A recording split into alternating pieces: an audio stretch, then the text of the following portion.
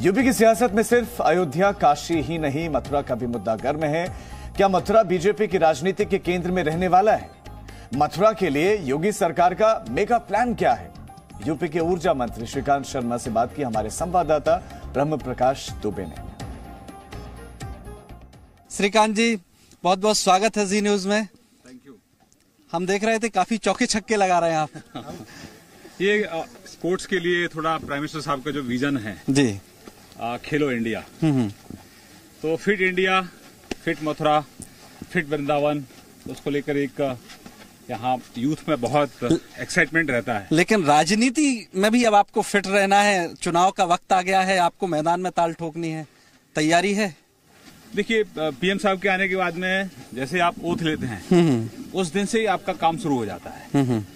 तो हम लोग डे 1 से काम कर रहे हैं और जिस उद्देश्य के लिए हम लोग यहाँ सत्ता में आए जी, जनता ने हमको आशीर्वाद दिया, प्रधानमंत्री मोदी जी को आशीर्वाद दिया, हमारी सरकार बनी। जिस तरह से उत्तर प्रदेश में अंधेरा रहता था, अच्छा, अंधेरा उत्तर प्रदेश की पहचान थी, आज उत्तर प्रदेश की पहचान उजाला है। सूर्यास्त से लेकर सूर्योदय तक आप प्रदेश के किसी भी गांव में जाइए, आपको रोशनी ही रोशनी दिखाई देगी। लेकिन उजाला अखिलेश यादव कह रहे हैं, मुलायम सिंह यादव भी कह रहे हैं, कल भी उन्होंने कहा कि आपके सबसे बड़े नेता लाल टोपी से डर रहे हैं। जो आप लोग जनता से कहते थे आप लोग के लाल टोपी से बचिए आप, और वो कह रहे हैं कि आप लोग उनकी लाल टोपी से डर गए हैं, जो समाजवादी पार्टी के प्रति। नहीं, लाल टोपी से तो प्रदेश डरा हुआ था, क्योंकि जिस गाड़ी पर सपा का लाल झंडा और समझो उस गाड़ी में जरूर कोई है गुंडा, ऐसा उत्तर प्रदेश के लोग कहते थे, उत्तर प्रदेश की बेटियां कहती थी, उत्तर प्रदेश के लोग कहते थे।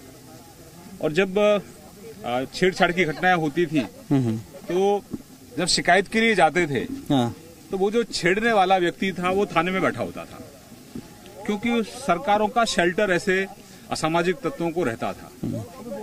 एक तरफ हमारे प्रधानमंत्री जी ने देश को आतंकवाद से मुक्त किया है, वहीं हमारी सरकार ने, योगी जी की सरकार ने उत्तर प्रदेश को गुंडों से मुक्त किया है। अच्छा, तो ये जो लाल टोपी है इनकी, जो लाल झंडा रहता है, ये खतरे की घंटी। तो प्रदेश की जनता को इस बात का एहसास दिलाना कि 17 से और 12 से 17 तक का जो उत्तर प्रदेश था और 2017 के बाद का उत्तर प्रदेश, तो फर्क साफ है। पहले गुंडों को, माफिया को, शराब माफिया, भू माफिया, खनन माफिया को संरक्षण मिलता था। गायत्री प्रजापति इसका बहुत बड़ा उदाहरण है, हमारे यहाँ जवाहर बाग इसका बहुत बड़ा उदाहरण। हाँ, मैं खुद आया था जवाहर बाग कवर करने।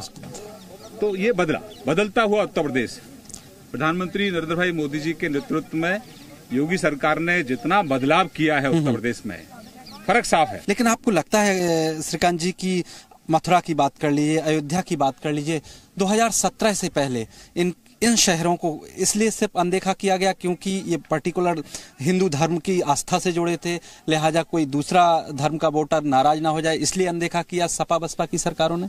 मैंने कहा 2014 से पहले का भारत और 2017 के बाद का उत्तर प्रदेश, 14 के बाद का भारत और 17 के बाद का उत्तर प्रदेश, फर्क साफ है।